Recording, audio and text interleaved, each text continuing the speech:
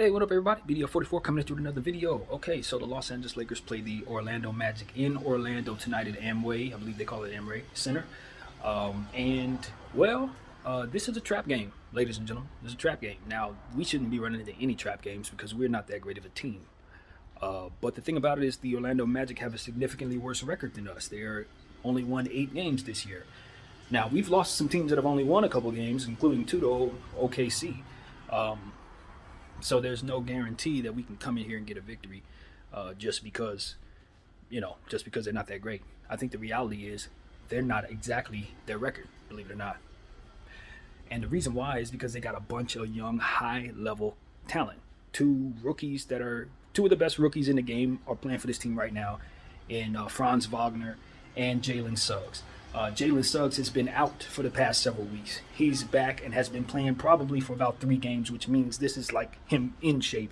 We're going to get a good Jalen Suggs tonight. So that's one thing. You got Cole Anthony, who's one of the best young guards in all of basketball, in my opinion. Kind of been inconsistent as of late, but started the season so damn hot that his breakout is real. And I think going forward, he's going to be a star. So this is somebody who can also destroy you. So their guard position is crazy good. They got Terrence Ross, who can light you up. He can drop 30 on you. They got Chima Ukiki, who was a guy who did some things for them when they made an initial trade last year, and kind of didn't have any real talent down there. He was a guy who was able to get them like 15 and 10. So I know what he's capable of, even though he has a much lesser role at this point. And then you got to look at those centers, man. If you want to try to run small ball against Orlando, you're playing right into that team's hands, because the Orlando Magic are a team that has put an emphasis on defense and shot blocking as they've constructed their team probably for the last, I'd say they've been doing this for like 4 years, where they've put a real emphasis on making sure they have length and players that could really block shots. Now, it hasn't translated to wins at all. Not all of the decisions that they've made have been great with their roster, but what I'm telling you is what I see is their vision is definitely an emphasis on having guys that can do that.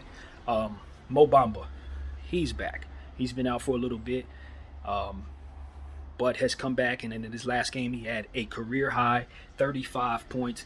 He had 7 out of 8 3-point shots against Philadelphia, who, of course, if you guys have been paying attention, Joel Embiid had 50 in that game in a matter of like 23 minutes or something. It was crazy great duo between those two centers. And, Mo Bamba, he's capable. That's the point. He's a center who has one of the longest, if not the longest, arms ever recorded, and he really loves shooting the ball, and he's getting better at it. So, in my opinion, this is somebody I would love to see on the Lakers someday. Somebody I would have probably put on the Lakers a long time ago if I could. And he's just a guy who's really going to continue to get better and more aggressive as he continues to get in better and better shape. So this is a very, very, very big opportunity for him tonight, along with Wendell Carter Jr., who's also going to be coming back. I didn't see him on the injury report, but he has been out for the Orlando Magic for past week or so. I think he's going to try coming back tonight to play us just like everybody else does. So now we got to deal with him as well, another all-star level upside center that they have. So, like I said, this is a team that's not their record. They got players coming back just in time to meet us.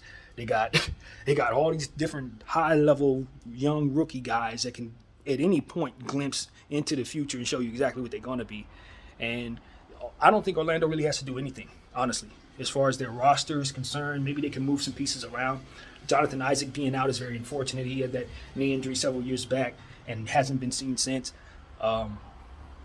Still out. So, if he was out there, I'm sure he would help a lot. But their future is blinding when you talk about Franz Wagner and Mo Bamba and Cole Anthony and Jalen Suggs. Those 4 players right there, you hear me good. This team is not going to stay bad. Not at all. All they have to do is continue to add pieces to that core. Because those 4 players are all going to be real good. So, yeah, that's the problem. Now, the good thing is they're not a good team. They're on a tank mission. So chances are they're just going to roll over if we come and apply the right type of pressure, come out with the right type of urgency. This is the type of team that should not be able to beat us. But, again, Jalen Suggs, this is new blood. You don't know that guy. Franz Wagner, new blood. You don't know that guy. What we think we've known about the Orlando Magic, at any moment these guys can change the whole dynamic of the Orlando Magic if they tap into who they're about to be. It's like that. It's just what it is. When you have young rookies, they're not who they were. They're not the old organization.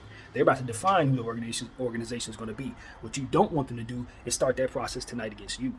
So that's what I know. That's what I know for a fact. Jalen Suggs going to come out strong. Franz Wagner coming out strong. Mo Bamba coming out strong. And Cole Anthony's going to try to kill us. Cole Anthony, he's one of them big personalities that show it on the court.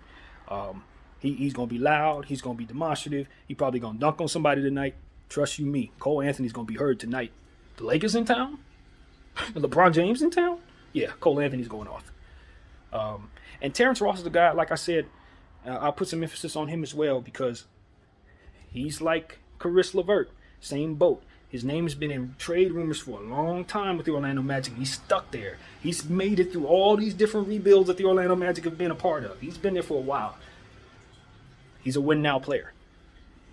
I'm sure he would love to play for the Lakers. I'm sure he would love to play for the Nets or somebody that he can win on because he's at that point in his career where it's time to do that. He's going to want to raise his trade value tonight. That's what he's going to want to do.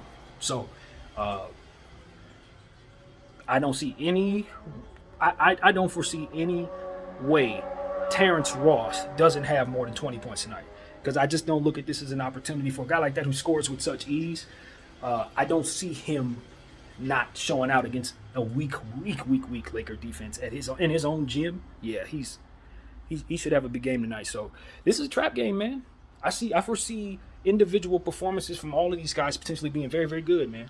And that's the thing. The Lakers got to come out strong. You can't approach this team as if they are their record. No, not with the type of players they got in the lineup right now. Franz Wagner is a big-time defensive player as well. He steals the ball a lot from what I've seen in the stat sheet. He scores. He can assist some, even though he started off not being a guy who was getting any assists. Somewhere in the last week or so, he had a game where he had like 8 assists. So his game is growing rapidly. He is getting better by the game. And he's not quite consistent, but this is the type of game, again, a weak defense. A guy like Franz Wagner should have a big night. So I'm very concerned about the individual performances we may be giving up tonight if we don't play our best, particularly if we don't run Dwight Howard tonight in Orlando where he deserves to play. Let him play tonight, man. He should get the start. So that's what I got to say, man. I mean, it ain't a whole lot about this game.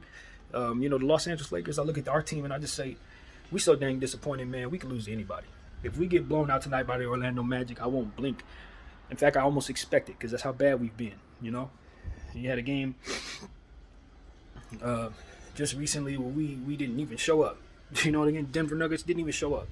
And then the game after that, similar results. Didn't do our part. So it's like, what am I supposed to expect the greatest from my team right now? I don't know. My whole thing was we should have fired the coach before getting on the plane to Orlando. And that's what I was waiting to hear. A Woj bomb letting us know that we either traded Westbrook to the Cleveland Cavaliers or replace Frank Vogel with Phil Handy. That's all I'm really waiting to see. Because the Lakers are never going to play good enough basketball so long as they don't make these changes, man. They got to do something. So, hey, this is the longest road trip of the season. This is the Grammy road trip. This is the beginning of it. It's probably I haven't looked at the schedule for this road trip, but I do know that it's going to be some tough games. It's probably going to be the easiest one. We need to get this victory tonight. This is a make or break win tonight because chances are you're not going to go above 500 on this road trip. You are not going to win most of those games. So you're going into Orlando against a bunch of kids. Bron needs to flex tonight. He needs to flex. This ain't the night to pick your spots. You got to play. I want to see, what I want to see the Lakers do? Play against the Orlando Magic with some real intensity. Run it down their throats to try to destroy them. I want us to try to blow this team out. I know we're a bad team, so you can't really expect the greatness from us, but that should be the energy. We should be really trying to kill them tonight because they're a bad team. You know what I mean? Like, literally. But the Lakers play down to their opponent. We know that. So chances are it will probably end up playing, subpar basketball. It's just what you come to expect. Hopefully we'll see a lot of Stanley Johnson. Hopefully we won't see so much of Trevor Ariza. Hopefully we'll see a lot more of Malik Monk. Hopefully, we won't see so much of Avery Bradley. These are the type of things I want to see. You know, I like Carmelo Anthony a lot, but I want to see more Dwight Howard. So these are the type of things we need to see. You know what I mean? This just is what it is. You know, the type of performance Carmelo had in the last game, the stat sheet looked pretty good, but to the eye socket, he really hurt us bad, so bad with his bad defense and his missed shots. I can live with missed shots, but him getting exploited the way he was on defense, that cannot happen. So while I appreciate everybody saying, yo, we're going to bench Westbrook if he's struggling, yeah, that's cool. But who you should have been benching that game was Carmelo Anthony. He should have been not in the game in the fourth quarter. And that's the type of adjustment, real-time adjustment I want to see us make. Don't just bench Brody because you told yourself that you can bench, you know, you got permission to bench Brody, so now we're going to bench Brody. Like, you're not even assessing what the hell's on the floor if it's necessary to even do so. Like, that's not the guy who's giving you trouble. The guy who's giving you trouble is Carmelo Anthony. The guy who's giving you trouble is Trevor Ariza. But you're going to take Brody out because that's what we've discussed, and now we're moving forward. And it's like, you guys are moving so stupid, man. Just coach a basketball floor. Stop all the politic ball, huh? That's what I want to say. Stop the politic ball. Okay? That's what this Laker fan of 29 years wants to say. We are playing a little too much politic ball. I don't like it. We didn't do this with Kobe. What are we doing? So yeah, that's where my head is. At the end of the day, do what makes sense. And if you're not capable of doing that, then get somebody in there who can. And that's ultimately what it comes down to. Because it just adjustments need to be made. We need a coach in there like Ty Lue, who we had an opportunity to sign, and we didn't because we wanted to play hardball with the numbers. And, you know, he would have been making adjustments. I'm sure we would have got more. We would see more out of guys like Austin Reeves. He would probably be in the starting lineup, being one of the top 15 rookies in the league right now if he were playing for a better coach, a more offensive-minded coach who can exploit what it is that he does great. Malik Monk, same thing. I mean, Malik going to be Malik regardless, but I think we could get more out of him, even more so if we had a better offense. And down the list it goes.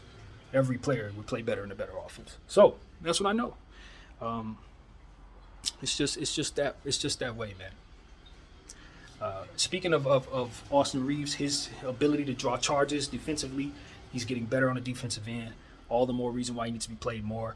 THT played excellent in that last game, shot really well. I'm still not in love with his shot selection. I don't think he really knows when and when not to shoot. But when it's falling, you really don't care. But when those same shots aren't falling, they really take a lot from your team. He needs to be sat down and shown how best to manage his shot selection.